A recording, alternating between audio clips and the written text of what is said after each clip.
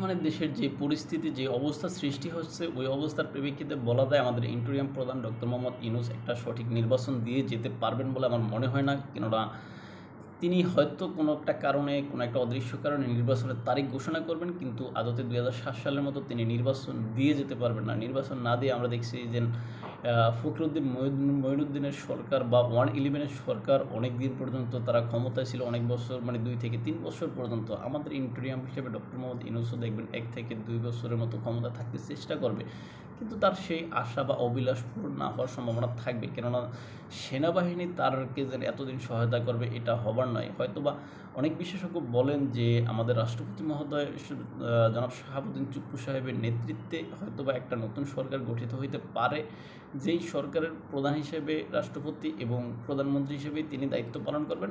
বিভিন্ন দল থেকে মন্ত্রী পর্যায়ের কিছু ব্যক্তি তাকে সহায়তা করবেন, এইভাবে হইতে পারে।